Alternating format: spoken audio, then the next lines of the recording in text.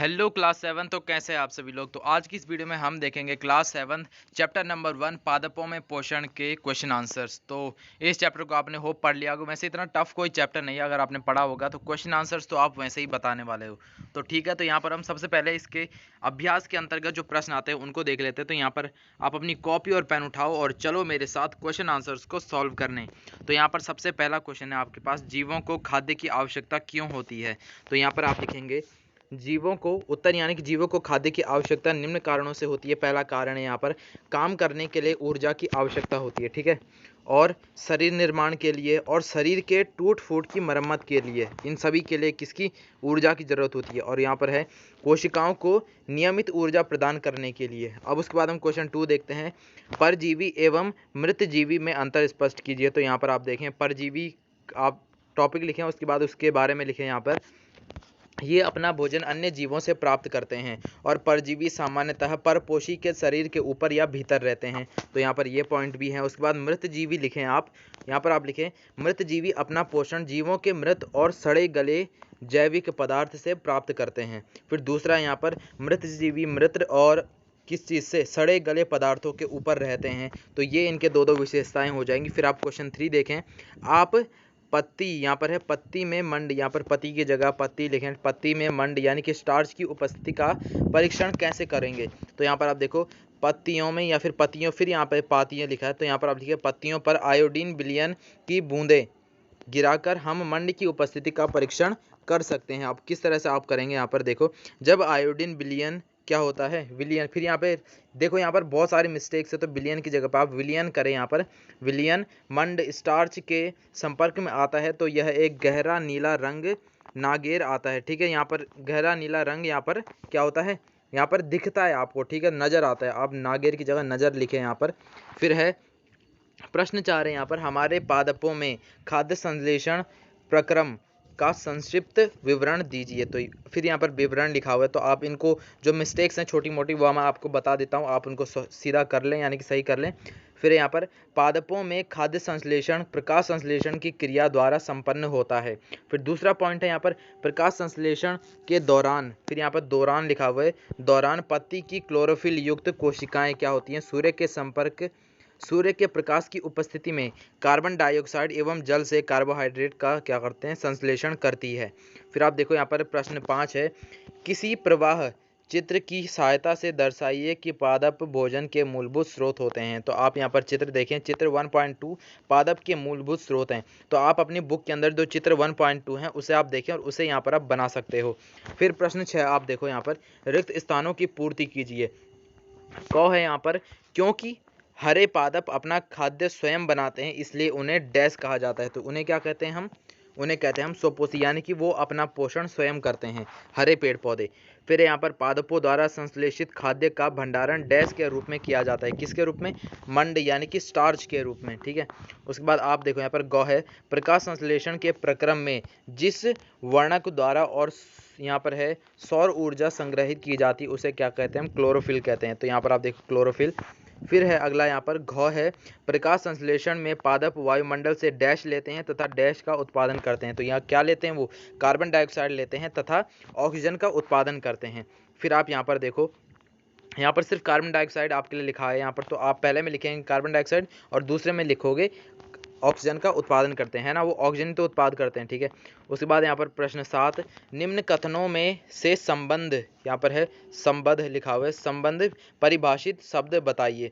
तो आप यहाँ पर लिखो पीत यानी कि पीत दुर्बल तने वाला परजीवी पादप। तो यहाँ पर आप लिखेंगे इसका अमरबेला। फिर है एक पादप जिसमें स्वपोषण एवं विषम पोषी दोनों ही प्रणाली पाई जाती है।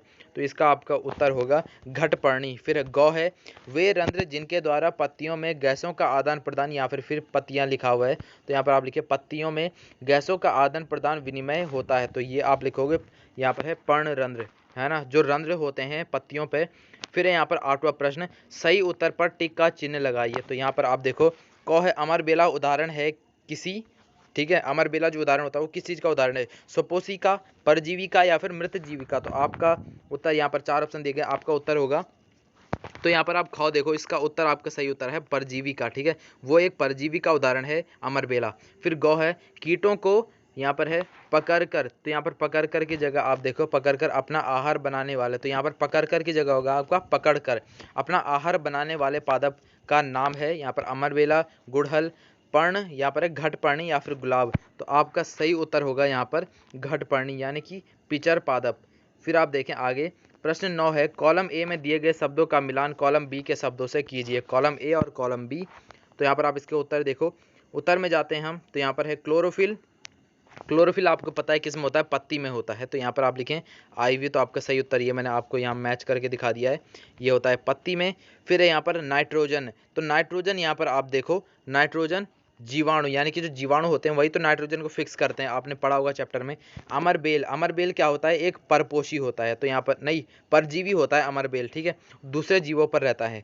फिर है यहाँ पर जंतु, तो जंतु क्या होता है, परपोषित यानी कि दूसरों से वो अपना पोषण लेता है, तो आपका ये होगा इसका आंसर।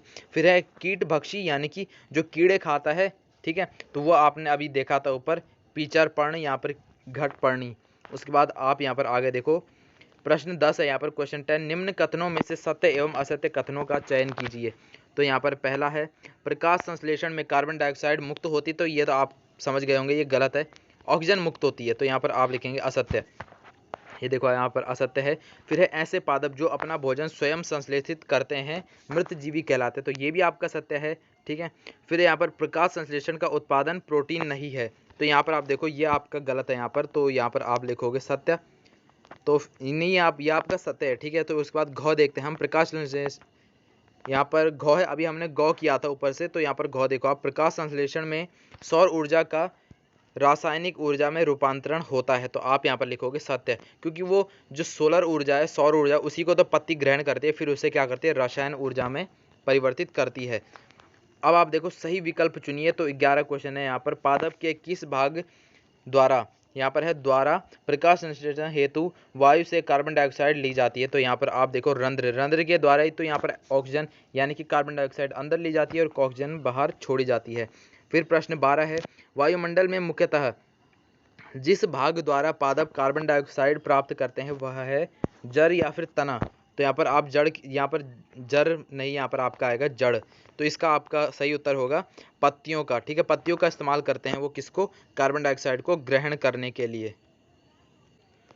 तो क्लास 8 आपने यहाँ पर क्लास नहीं, आपकी क्लास 7th में बार बार भूल जाता हूँ, तो क्लास 7 आपने यहाँ पर देखा अपने साइंस का पादपों में पोषण आपका चैप्टर है, पहला चैप्टर, तो आपने इसके क्वेश्चन आंसर्स देखे। वैसे ये चैप्टर इतना कुछ टफ नहीं है, आपको होप आया होगा अच्छे समझ में, अगर आपने अगर चैप्टर पढ़ा होगा तो क्वेश्चन आंसर्स तो आपको वैसे ही समझ में आ रहे होंगे। तो आप क्लास 7 के अदर सब्जेक्ट के क्वेश्चन आंसर्स की वीडियो भी मॉडर्न मास्टर जी के चैनल पर देख सकते हैं, मैंने सभी पे वीडियो बना रखी है। आप सिंपल से चैप्टर का नेम लिखें और यहाँ पर सब्जेक्ट लिखें, बाय मॉडर्न मास्टर जी करके सर्च करें, तो वहाँ पर आपको वीडियो मिल जाएगी। तो तब तक के लिए पढ़ते रहें और मॉडर्न मास्टर जी का नाम भी रोशन करें।